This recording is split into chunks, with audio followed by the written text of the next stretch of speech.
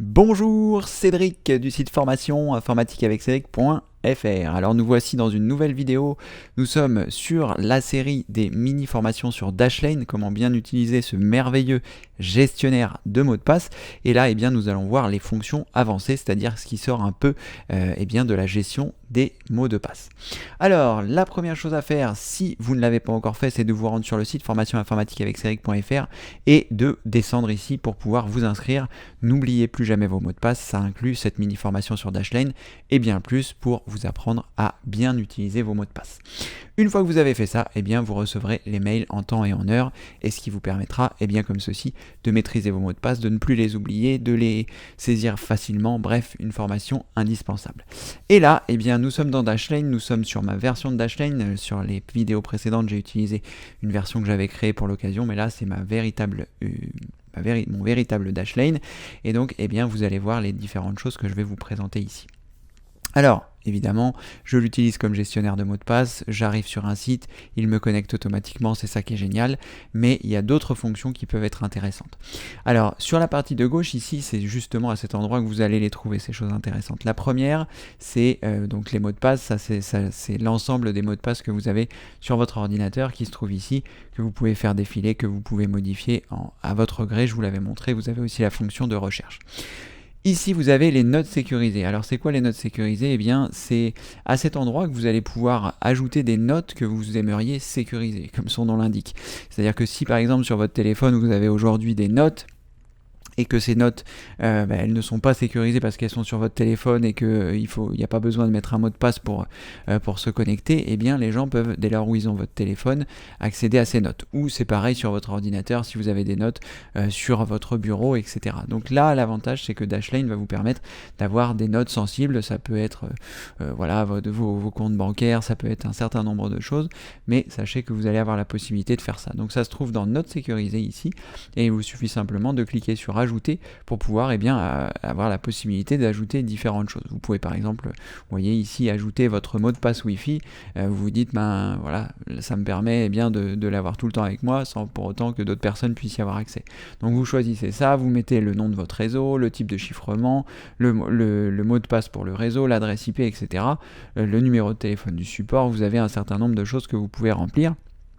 Et une fois que vous avez terminé, vous pouvez cliquer sur OK et cette note sera mémorisée et sera protégée par votre mot de passe maître pour vous connecter à Dashlane. Donc ça vous permet comme ceci d'avoir des notes, différentes notes. Ça peut être vos comptes en banque si vous vous en souvenez pas, ça peut être des mots de passe qui ne sont pas enregistrés dans Dashlane, ça peut être un grand nombre de choses, ça peut être vos comptes bancaires, ça peut être, vous avez tout ça qui se trouve ici, et l'avantage c'est que vous aurez cette possibilité, une fois que vous avez rempli ça, de partager avec d'autres personnes. Vous pourrez choisir les personnes avec qui vous souhaitez partager ces notes. Si par exemple vous souhaitez partager les coordonnées de votre compte bancaire avec vos enfants, avec vos petits-enfants pour qu'ils puissent en avoir connaissance, c'est par cet intermédiaire-là que vous allez pouvoir le faire. Là, je vais les supprimer puisque ce ne sont pas des vraies notes. Donc vous avez vu, pour supprimer une note, j'ai été un peu vite, il vous suffit simplement de cliquer sur la croix qui se trouve ici, de choisir supprimer ici, et là, de cliquer sur OK, votre note sera supprimée. Ensuite, nous avons les données personnelles. Donc ça peut être pratique également. C'est ce qu'ils appellent vos identités. C'est ce qui va vous permettre d'avoir la possibilité, si vous voulez, d'avoir différentes identités. Lorsque vous allez vous connecter sur un site, par exemple, on va vous demander remplir vos adresses de facturation ou votre adresse de livraison ou ce genre de choses. Vous pouvez avoir des adresses prédéfinies à cet endroit-là, et tous les champs vont se remplir automatiquement s'ils ont été correctement mis sur le site sur lequel vous vous connectez. Donc là, à cet endroit-là, vous allez avoir la possibilité de rajouter différentes choses. Donc vous pouvez ajouter un nom, une adresse email, un numéro de téléphone, une adresse, une entreprise, un site internet, et ça, dès lors où sur le site sur lequel vous êtes, ils ont bien nommé les champs, tout se remplira automatiquement, donc ça peut être quelque chose de très pratique. Donc là, je ne sais pas pourquoi ces identités avaient déjà été créées, mais ici, entrer un prénom, je vais mettre ici, je suis monsieur, prénom, donc Cédric, voilà, nom Chabroli, voilà. Ensuite, vous pouvez éventuellement rentrer un pseudo si vous souhaitez. Ici, je vais mettre Cédric. Voilà, la date de naissance, si vous le souhaitez. Tout ça, c'est des informations qui pourront éventuellement être automatiquement remplies depuis directement lorsque vous vous connectez sur un site et qu'on vous demande vos informations. Ça évite d'avoir à les retaper à chaque fois. Ça peut quand même être quelque chose qui est vraiment très pratique. Voilà. Donc je vais déjà laisser ça comme ça, je vais cliquer sur OK, et là, eh bien, il a rentré un certain nombre d'informations. Pareil pour l'adresse email, pareil pour le téléphone. Ici, je vais mettre mon numéro de téléphone parce que c'est vrai que parfois, on me le demande et c'est plus simple quand même que ça se remplisse automatiquement. Pareil pour l'adresse, pareil pour l'entreprise. Si vous souhaitez supprimer quelque chose, ça se passe pareil. Vous cliquez ici sur la croix dentée, vous cliquez sur supprimer. Il vous demande si vous souhaitez supprimer, vous choisissez OK. Et puis voilà. Donc là, ça vous permet, si vous le souhaitez, de rajouter une autre entreprise à l'occasion. Donc là, les adresses, l'entreprise, les différentes choses. Donc vous allez pouvoir mettre ça dans les données personnelles. Et une fois que ça c'est rempli, eh bien comme je vous le disais, ça remplira automatiquement les sites internet si vous le souhaitez lorsque vous êtes sur un site. Voilà, une fois que vous avez réalisé ça, vous allez aussi avoir la possibilité d'en paiement. C'est un petit peu le même principe que les données personnelles, sauf que là, vous allez avoir la possibilité de rentrer votre ou vos différentes cartes bancaires, de remplir votre ou vos différents comptes PayPal et différentes options de paiement qui vous permettront, pareil, lorsque vous allez arriver sur un site, eh bien, on va vous demander votre carte bancaire si vous achetez par exemple sur Internet ou votre compte PayPal, il vous suffira simplement de choisir ce que vous souhaitez et il remplira pour vous automatiquement les champs. Alors évidemment, hein, il faudra mettre votre mot de passe maître à chaque fois que vous souhaitez remplir ces informations sur le site. Quelqu'un qui aurait accès à votre Dashlane ne peut pas le faire puisqu'il faut eh bien, qu'il y ait votre mot de passe maître qui soit demandé. Donc là, pour ajouter quelque chose, il vous suffit simplement de cliquer sur ajouter et là vous allez soit ajouter une carte bancaire, un compte PayPal ou un compte bancaire, carte bancaire ou compte bancaire, pardon, et eh bien ça vous permettra comme ceci d'avoir les différentes choses et lorsque vous serez sur le site pour payer, vous choisirez ce qui vous correspond le mieux. Est-ce que c'est vous voulez payer avec votre compte bancaire, votre carte bancaire ou votre compte PayPal, et eh bien pareil, ça se remplira automatiquement, vous n'aurez rien besoin de faire. Donc ça aussi c'est un gain de temps quand vous faites des achats sur internet, quand vous faites ce genre de choses. Donc grâce à la fonction d'avant données personnelles et la paiement, eh bien ça vous permet de gagner du temps. Donc vous pouvez ajouter une ou plusieurs cartes bancaires si vous en avez plusieurs et un ou plusieurs comptes PayPal si vous en avez plusieurs. Et pareil pour vos comptes bancaires, comme vous pouvez le voir ici, enfin vous pouvez pas trop le voir parce que j'ai évidemment masqué les informations, mais vous voyez qu'ici j'ai plusieurs comptes PayPal et que j'ai aussi une carte bancaire. Ensuite, pièce d'identité. Alors là, j'ai pas très bien compris comment ça se passait, mais c'est pour remplir en gros les informations, voilà, conserver une copie numérique de vos pièces d'identité. Je pensais que c'était un scan, mais lorsque je clique ici sur ajouter et que je choisis carte d'identité, on a des choses à remplir. Donc c'est pas vraiment un scan, c'est pour ajouter votre numéro de carte d'identité, c'est pour ajouter le nom qui a indiqué, la date d'émission, la date d'expiration, etc. Ça vous permet d'avoir un premier aperçu. Je suis pas allé plus loin, peut-être qu'après vous pouvez ajouter une image, mais en tout cas voilà, c'est surtout pour conserver les numéros. Si toutefois on venait à vous les demander, vous avez tout ça sous la main, donc c'est vraiment très pratique. Ensuite, vous avez les reçus. Donc là, les reçus, c'est bien aussi, je trouve, c'est lorsque vous allez faire un achat sur Internet, Dashlane va vous demander si vous souhaitez enregistrer ce reçu, et auquel cas, vous cliquez simplement en haut à droite sur enregistrer, et à partir de là, eh bien, il va l'enregistrer sur votre ordinateur, et ça permet, eh bien, comme ceci, de retrouver les choses que vous pourriez éventuellement avoir achetées. Donc vous pouvez rechercher par l'intermédiaire de la commande rechercher ici.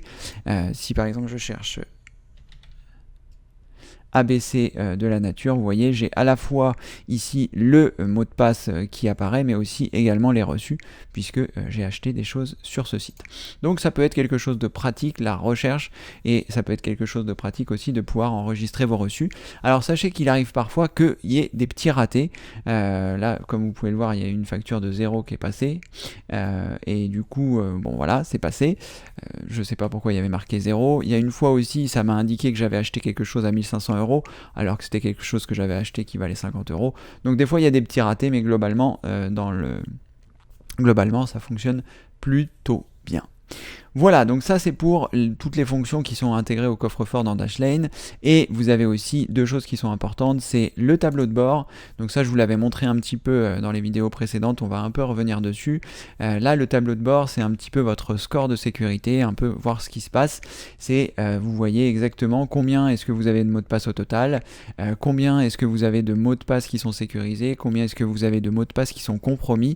Parce que grâce à Dashlane, vous allez avoir la possibilité ici, par exemple, quand il y a des alertes, je l'avais mémorisé sous forme de capture d'écran, mais récemment, il y a Facebook qui s'est fait pirater 50 millions de comptes, et du coup, j'ai reçu tout de suite une alerte lorsque je me suis connecté à Dashlane qui me disait, voilà, un piratage des données du mardi 25 septembre pour le compte Facebook a été signalé, le type de faille, c'est les mots de passe qui ont été pris, donc il m'indique le nombre de mots de passe sur lequel j'avais utilisé ce même mot de passe, il m'indique un certain nombre de choses, et voilà, donc c'est vraiment très pratique. Vous voyez, il me dit que les mots de passe ont été réutilisés et il m'indique aussi les mots de passe qui ont été compromis et que je devrais changer. Donc c'est vraiment très important. Donc ici, dans tableau de bord, vous avez votre indice de sécurité. Le mien est à 62. Honnêtement, j'en suis pas très fier. Je devrais vraiment être à 100%. Parce que tout devrait être comme ceci, sécurisé. Mais voilà, comme vous voyez, j'ai beaucoup de mots de passe, des mots de passe réutilisés, c'est peut-être 200, 250 mots de passe. Donc voilà, ça fait beaucoup de comptes à modifier. Donc il y a des comptes qui sont plus ou moins importants. Pour mes comptes importants, ce qui est de la banque, ce qui concerne mon entreprise, ces mots de passe là sont sécurisés, mais en tout cas, voilà. Donc ce tableau de bord peut être intéressant, et quand vous allez cliquer sur les différentes choses, il va vous renvoyer vers l'analyse des mots de passe. Si par exemple ici je clique sur compromis, eh bien vous avez ici l'ensemble des comptes qui sont compromis, là où j'ai utilisé plusieurs fois le même mot de passe. Donc ça permet bien de modifier les mots de passe, de mettre des mots de passe forts grâce au générateur de mots de passe comme je vous l'ai expliqué dans les vidéos précédentes.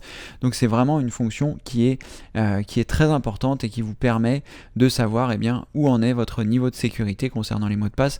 Parce que autant quand j'ai commencé à faire de l'informatique il y a bien longtemps, les mots de passe c'était pas aussi important, je réutilisais très souvent les mots de passe et j'ai eu la chance de pas me faire pirater mes comptes, mais aujourd'hui c'est les ordinateurs sont beaucoup plus puissants, donc les personnes malveillantes ont beaucoup plus de facilité à traquer vos mots de passe, donc voilà, il faut vraiment que vous soyez irréprochable sur ceci, ce qui vous permet de ne pas avoir de mauvaises surprises, de vous faire pirater vos comptes Gmail. Je vois trop de personnes qui m'envoient des mails qui se sont fait pirater leur compte, donc il ne faut pas que ça vous arrive. Utilisez un gestionnaire de mots de passe, regardez bien ici dans l'analyse des mots de passe où vous en êtes, c'est vraiment très important. Et c'est pas forcément, ça vous prendra peut-être une journée, mais vous serez vraiment content du temps que vous allez gagner sur les démarches administratives que vous serez obligé de faire si toutefois vous faites pirater vos comptes importants, les comptes bancaires, etc. Voilà, il y a aussi dans les contacts quelque chose que je trouve très intéressant, c'est le partager vos notes et vos mots de passe en toute sécurité. Vous allez avoir la possibilité de partager des éléments avec certains de vos contacts. Donc comme je vous l'ai montré un petit peu tout à l'heure, les fonctions de partage, pour partager certains mots de passe, pour partager certaines notes qui pourraient être éventuellement sécurisées, partager certaines données personnelles.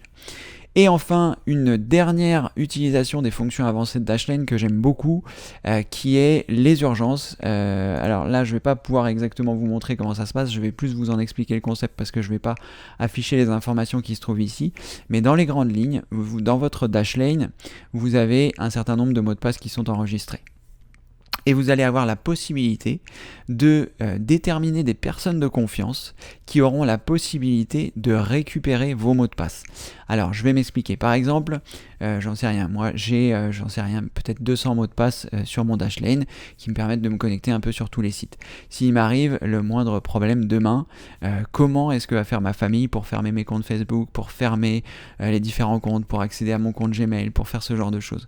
Elles n'auront pas forcément mes mots de passe, sauf si je m'en suis préoccupé au préalable. Et bien, grâce à cette fonctionnalité, il faut que vous ayez Dashlane et que la personne à qui vous allez confier ces mots de passe ait aussi Dashlane. Mais c'est vraiment un service qui est génial. Ça va vous permettre, donc vous pouvez déterminer le nombre de personnes que vous souhaitez, c'est pas forcément une seule personne. Et à partir de là, cette personne-là va avoir la possibilité d'accéder à vos mots de passe. Comment ça se passe? Dès lors où vous lui avez donné l'autorisation de le faire, et vice-versa, enfin c'est pas forcément vice-versa, c'est-à-dire que vous pouvez lui donner l'autorisation de le faire, et elle n'est pas obligée de vous donner l'autorisation d'accéder à ses mots de passe. Disons que moi je l'ai fait ici avec un ami en qui j'ai confiance, il a, s'il le souhaite, la possibilité de récupérer l'intégralité des mots de passe de mon Dashlane. Pour ce faire, il lui suffit simplement d'appuyer ici sur la clé de sécurité pour faire une demande à Dashlane par l'intermédiaire des serveurs de Dashlane qui va donc faire une demande de récupération de mes mots de passe. Alors ici, vous pouvez pas le voir parce que je l'ai masqué, mais il y a un certain délai que vous pouvez choisir pour que la personne récupère vos mots de passe. Moi ici j'ai mis 3 jours, donc ça veut dire qu'il va falloir attendre 3 jours pour que cette personne puisse récupérer ses mots de passe.